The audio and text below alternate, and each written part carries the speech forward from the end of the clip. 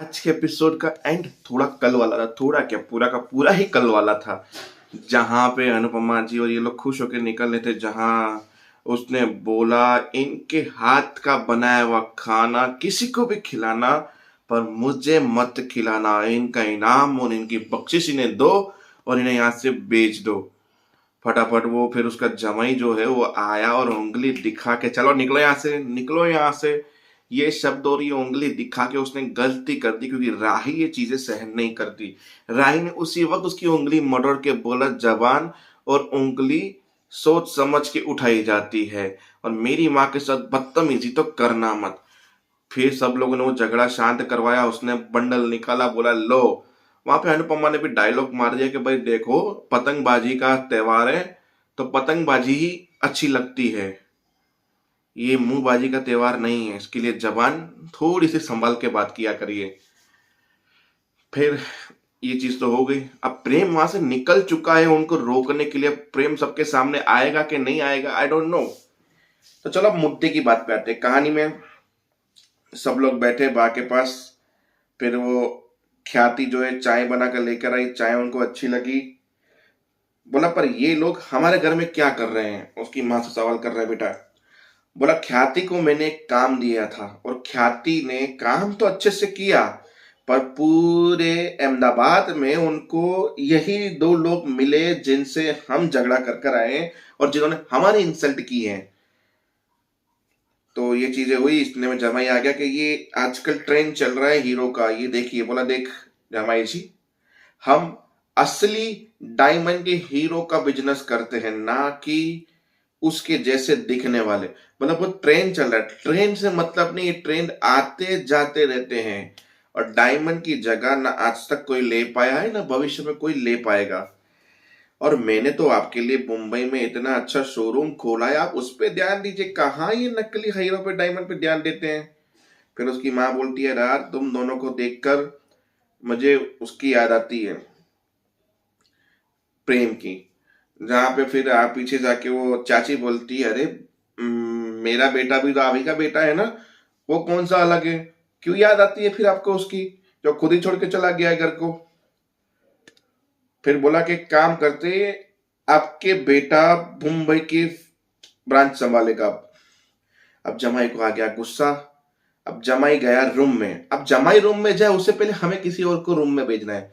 तो चलते हैं हमारी राही बिटिया के ऊपर। राही जहाँ पे उसको वॉशरूम आया, वो निकली ढूंढते हुए किसी को, क्योंकि वो जो मजदूर खड़ा था, यानी उनका नौकर खड़ा था, वो चला गया। फिर वो घर तक पहुंच गई। फिर वहां पे वो छोटा बच्चा जो बहुत प्यारा और कॉमेडी है, वो अपने दोस्त के साथ पतंगबाजी में बोला, तुम्हारी पतंग छोटी है, मेरी बड़ी, अगर तुमने मेरी काटी तो मेरा नुकसान ज्यादा होगा, तुम्हारी अगर मैंने काटी तो तुम्हारा नुकसान कम होगा। तो मैं गुज्जू का छोकरा हूँ, नुकसान तो भाई लेवल का होना चाहिए, नफा भी लेवल का होना चाहिए। राही इंप्रेस हो गया इसकी बात से। बोला गुज्जूगल तुम तो अभी से बिजनेसमैन हो। बोला गुजराती छू, बिजनेस तो मेरे खून में है। बोला मैं भी गुजराती हूँ, नफा नुकसान तो मैं भी जानती हूँ। बोला फिर तो आपकी बड़ी अच्छी जमेगी मेरे साथ। बोला पर ये सिखाया किसने। बोला मेरे बड़े भैया ने, अगर आप उन्हें देखते तो फ्लैट हो जाते, इतने हैंडसम है वो। बोला आपके मुंह से ये बातें अच्छी नहीं लगती बेटा। बोला आप, बोला मुझे वॉशरूम जाना है, प्लीज बताओ कि कम गर्ल, मैं तुम्हें लेके चलता हूँ। ओके। वो अंदर लेके गया रूम में। राही फ्रेश हुए, उससे पहले जमाई पहुंच गया। जमाई बबड़ बबड़ करे कि साला वो बग गया तो ये भी बग जाता। हर धंधे में देखो इनको कुछ धंधे का तो ई धंधे का दी पता है नहीं, और बस ये नहीं करना वो नहीं करना। साला एक तो वो था तो दिक्कत नहीं थी, कम से कम उसके पास दिमाग था। बाकी इनके पास तो दिमाग ही नहीं है और धंधा चलाने आए बैठे। फिर इतने में वॉशरूम से आवाज आई, बोले कौन सुन रहा है। फिर बाहर निकले तो वो बदतमीज था इंसान। मतलब जैसे ही राही निकली, राही का रास्ता रोक दिया और राही को नीचे से लेके ऊपर तक पूरा का पूरा स्कैन कर रहा था। जहां राही को शर्म आ गई तो राही ने अपना दुपट्टा डबल करके ढक दिया, ताकि इस गंदी नजर से वो मुझे ना देखे।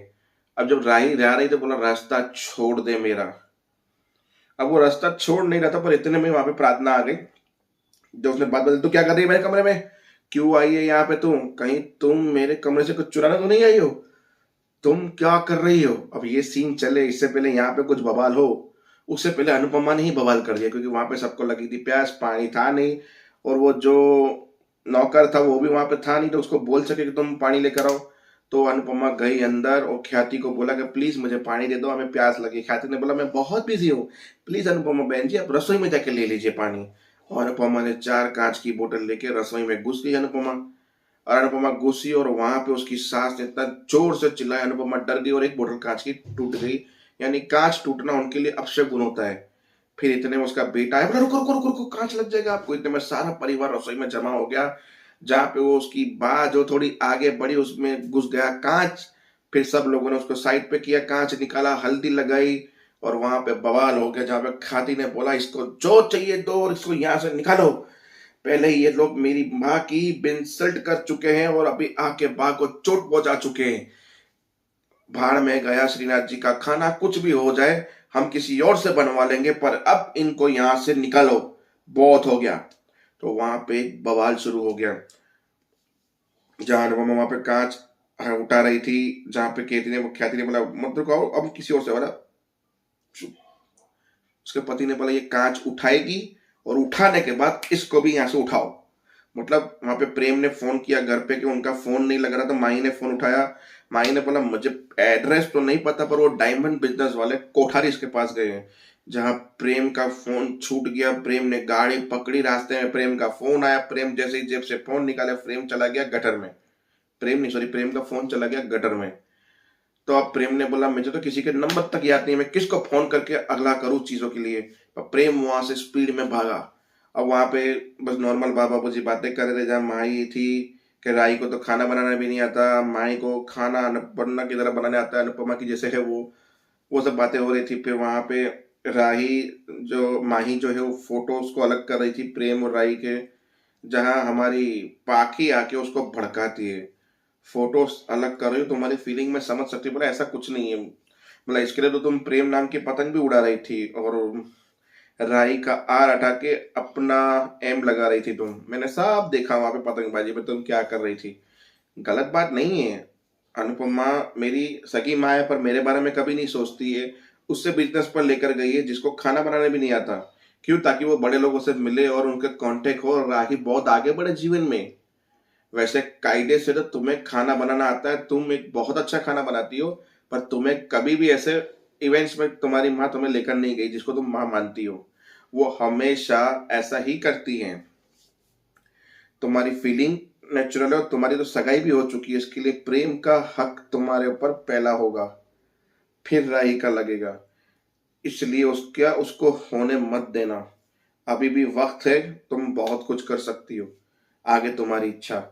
तब देखते हैं आगे होता क्या है। तब तक के लिए जय हिंद,